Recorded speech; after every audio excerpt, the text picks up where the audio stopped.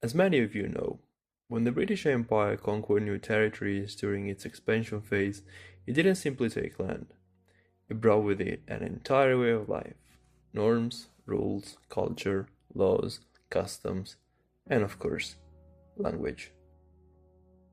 This process reshaped local identities in ways that are still visible today.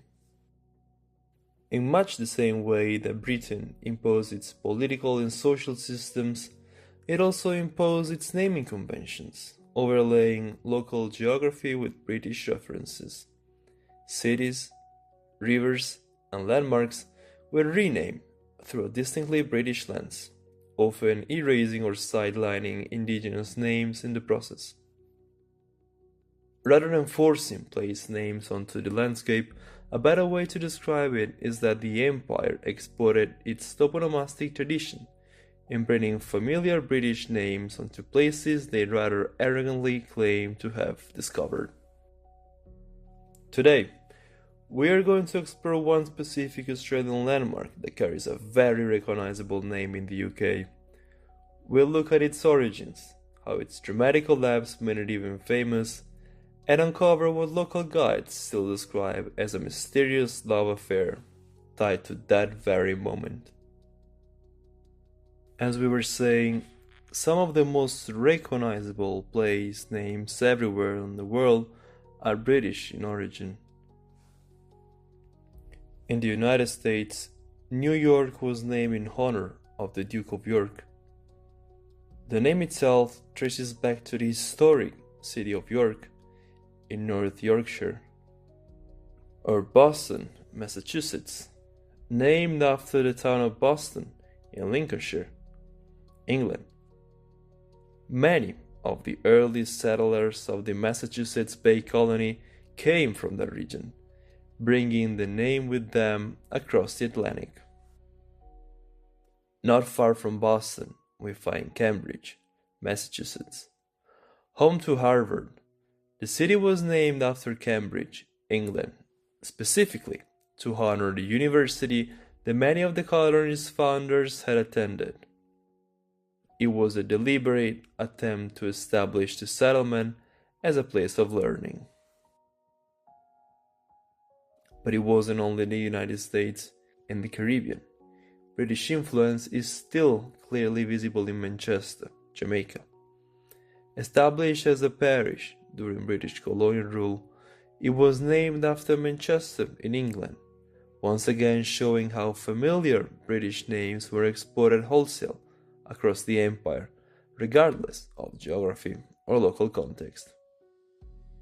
The pattern repeats itself across the former empire, revealing how geography became a canvas for imperial memory. Down under, we also find cities whose names echo places in the UK, most notably Perth in Western Australia, named after the city of Perth in Scotland, or Newcastle in New South Wales, named like its British namesake Newcastle upon Tyne for its importance as a coal mining and shipping port. And these choices were rarely accidental. Names were meant to feel familiar, comforting, and unmistakably British, even on the other side of the world.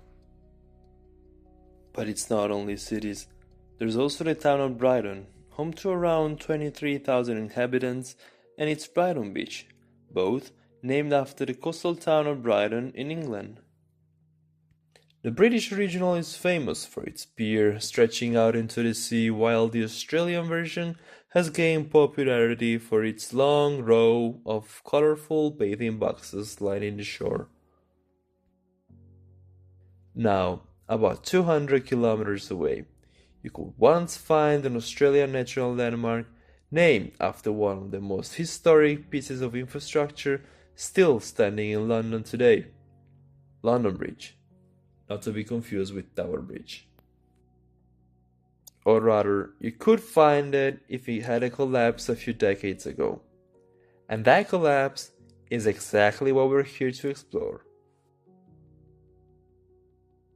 I was in Australia in 2015 and I was having an absolute blast. I have found a balance between being alone, far from friends and family, and feeling constantly enriched by new experiences, new environments, new people, new friends, a whole new country, new challenges, and plenty of satisfactions. Looking back, it was probably a life-changing opportunity. Right now, you're seeing some footage from that period of my life.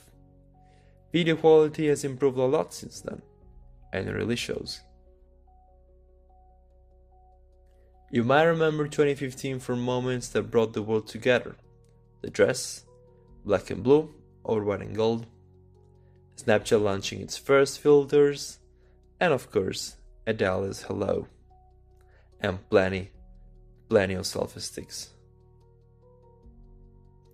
In June, during the Australian winter, I decided to join one of those organized tours and explore the Great Ocean Road, a 243 kilometers scenic coastal drive along the southwestern coast of Victoria. Stretching between Torquay and Allensport, it's officially recognized as the world's largest war memorial, hand-built by returned soldiers between 1919 and 1932 to honor those killed in World War I. The route is renowned for its dramatic limestone cliffs, lush rainforests, and iconic rock formations like the 12 Apostles, Loch and Gorg, and the London Bridge. It offers some of the most spectacular ocean views in the southern hemisphere. Not knowing exactly what to expect, I was immediately blown away. This happened at a time in my life when I wouldn't do much research about a place I was about to visit, with the intention to have a real wow moment. Weird, I know, but let's move on. As we started the tour, I was mesmerized not just by the ocean itself, but by the surrounding nature and the wildlife living in it. During the hours-long drive, we stopped at multiple points along the route to explore the area. Of course, we stopped at the 12 Apostles, the landmark around which much of the Great Ocean Road's tourism economy revolves. It's the crown jewel of the route, and with good reason. The 12 Apostles are a collection of towering limestone stacks rising dramatically out of the Southern Ocean. Formed over millions of years of erosion, they were created as waves and wind gradually carved caves into the cliffs, which then became arches and eventually collapsed into isolated pillars. Despite their biblical name, there were never 12 stacks to begin with. At the time of naming, there were only 9, and today just 8 remain after a major collapse in 2005. But today isn't about that collapse. Today, we're talking about the fall of another giant, the London Bridge.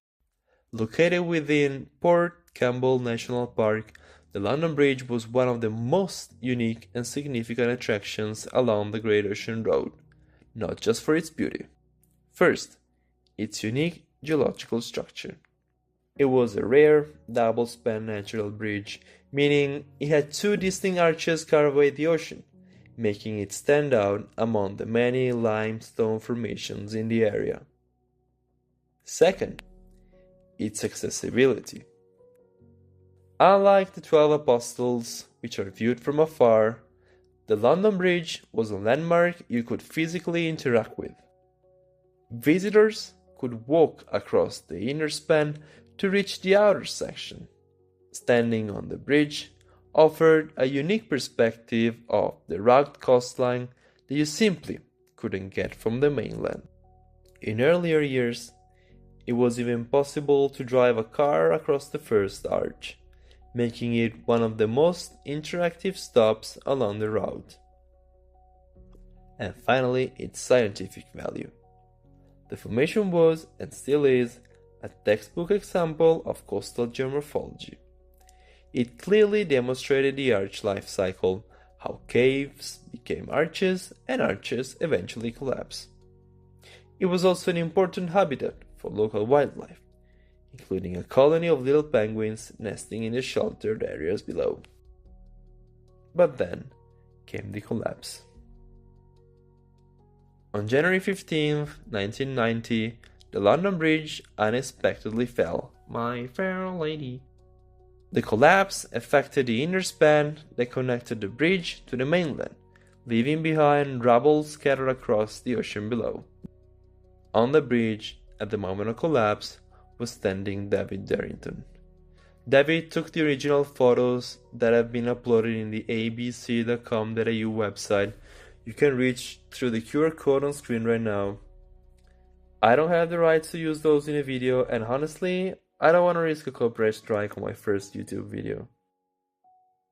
The cause of the collapse was simple erosion. As we mentioned before, over time, waves infiltrated cracks in the limestone, weakening the structure until it finally gave way. This is a powerful reminder that this entire coastline is a work in progress. In the coming centuries, what we now call the 12 Apostles will collapse into the sea, while new formations will emerge through the same relentless process. But who was David Darrington, you may ask? David, alongside Kelly Byers, was visiting the bridge that Monday morning when the collapse occurred. The problem was that they were on the wrong side of it. As shown in photos taken just minutes earlier, the pair had crossed the first span to explore and take pictures when the bridge suddenly gave way. David and Kelly were left stranded on the newly formed island for several hours before being rescued by helicopter and brought safely back to shore. Miraculously, no one was in the bridge at the exact moment of collapse. In interviews given shortly afterward, Kelly admitted that she had been urging David to head back to the car when he stopped to take a few more photos. Perhaps that split-second decision may well have saved their lives. You might have noticed that I referred to David and Kelly interchangeably, as a pair and a couple.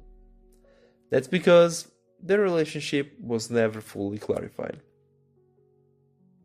My guide referred to them as a couple enjoying an afternoon away, or, to put it more bluntly, an affair. However, when interviewed by local television, the two claimed they were cousins, possibly to avoid upsetting friends and family watching at home. At the time, David was 28 and Kelly was 18, which makes me personally lean toward the cousins explanation. The affair theory is supported mainly by gossip and by the undeniably romantic, secluded nature of the location. So there you have it. What was meant to be the dramatic end of a natural icon instead became the beginning of a new chapter, one shaped not just by erosion and geology, but by human curiosity, rumor, and our deep love for storytelling. In collapsing, the London Bridge did not disappear from history.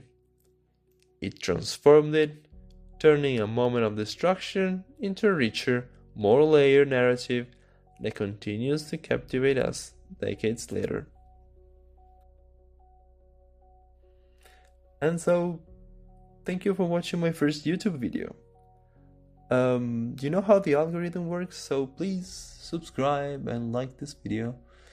And if you were to subscribe, then I'll see you again in my second video. Bye!